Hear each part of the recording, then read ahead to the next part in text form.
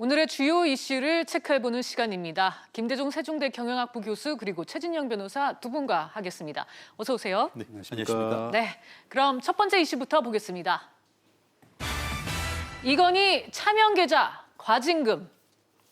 이건희 삼성전자 회장이 급성 심근경색으로 쓰러진 지 5년이 지났습니다.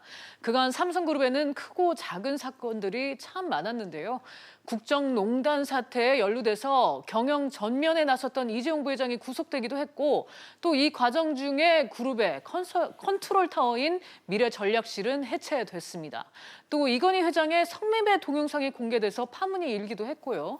지난해에는 조셉 호탈과 횡령 등 혐의로 경찰로부터 조사를 받았습니다. 여기에 삼성 바이오로직스 분식회계 의혹은 아직 풀리지 않은 상황이고요. 오늘은 이건희 회장의 차명계좌와 관련된 얘기입니다. 금융당국이 이건희 회장의 차명계좌에 과징금을 부과할 것으로 알려졌는데 자세히 알아보도록 하죠. 먼저 교수님, 이 사실 그간 알려진 이건희 회장의 차명계좌가 참 많았던 것 같아요.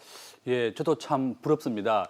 차명계좌가 총 1,500개 발견됐는데요. 1,500개요. 예, 네. 저도 포함해서 많은 분들이 해당이 없을 것 같은데 우리 금융실명제가 1993년 12월 김영삼 대통령 시절에 시행이 됐는데 당시에 금융실명제를 발표하면서 앞으로 본인만이 그 예금을 본인 예금은 본인 이름으로 해라. 그래서 네. 많은 국민들이 아니 자기 돈을 왜 다른 사람으로 예금하는 사람이 있지 이렇게 생각할 정도로 이건희 회장은 1,500개라고 하는 차명계좌가 많이 발견되었습니다. 네, 변호사님, 2008년에 이제 삼성 특검이 당시 이제 1,000개가 넘는 이 계좌를 발표를 했었는데 차명 계좌죠, 당연히. 그런데 이 차명 계좌를 두고 과징금 대상이냐 아니냐 금융 당국이 판단을 내리지 못했었어요.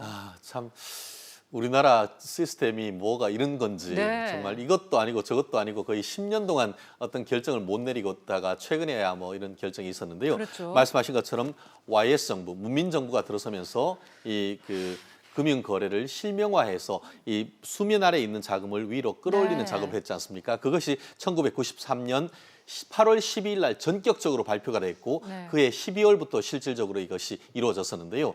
말씀드렸듯이 실명 전환 의무를 부과했는데 어느 시점을 기준으로 해서 과징금을 부과하느냐 이것을 두고 계속적인 논쟁이 있었던 그런 부분인데요. 말씀하신 것처럼 2003년에 조준웅 삼성 특검이 있었고 그 특검 때에 1,199개, 거의 1,200개 가까이의 이건희 회장이 어떤 그 삼성과 관련된 직원들 이름을 내는 차명 계좌가 발견됐음에도 불구하고 거기에 대한 어떤 그 과징금 부과가 계속 설왕설래하다가 작년 4월에서야 어떤 결과가 났던 그런 사안이 되는 것 같습니다. 네.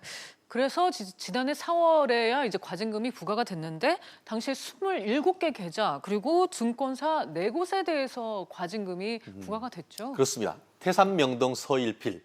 정말 소리는 컸지만 실질적인 어떤 그 처분 자체는 정말 작았다라고 평가를 할 수가 그러네요. 있는 것 같은데요. 네. 실제 말씀드렸듯이 1,199개 중에 실제로 과징금이 부과됐던 것 같은 경우에는 27개 계좌 그리고 해당 증권사는 4개밖에 안 됐고 나아가 실질적으로 이제 부과된 과징금 같은 경우에는 33억 9천만 원, 한 34억 정도가 됐던 것 같은데 이렇게 된 이유 같은 경우에는 법제처가 작년 2월 달에 이르렀어야 과징금에 관한 기준을 얘기를 하면서 네. 말씀드렸듯이 1993년 8월 달에 전격적으로 시행됐다가 그 발표가 됐고 12월 달에 이제 이와 같은 금융실명제법이 시행이 됐는데 그 이후에 차명 계좌를 실명으로 전환하지 아니한 그런 계좌에 대해서 이제 이 과징금을 부과할 수 있다라고 하다 보니까 결국 실제로 이제 그 엄격한 기준에 해당하는 금액 어떤 계좌는 사실 1,200여 개 중에 24개밖에 안 되는 그런 사안이 됐던 것 같습니다. 네,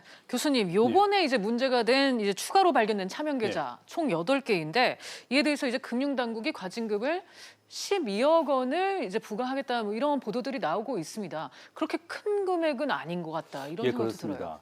우리나라가 현재 과징금을 부과하는 방법이 네. 그 통장에 있는 잔액의 50%를 부과합니다. 거기에 추가로 해서 10% 부과해서 총 잔액의 60%를 과징금을 부과하는데 지금 현재 그 통장 잔액가 한 22억 정도로 추정이 돼요. 네. 그러니까 한 12억 정도를 부과하겠다는 건데 이것이 그 이건희 회장의 한남동 자택을 인테리어 공사를 했는데 이 비용을 이건희 회장 개인 비용으로 낸 것이 아니라 삼성물산이 대납을 했다. 한 33억 정도 인테리어 비용을 대납했기 때문에 그 과정에서 이 통장이 발견되었는데 이 금액이 그 잔액이 한 22억 추정되니까 한 60% 네. 그렇게 해서 한 12억 정도가 예상됩니다. 그렇군요.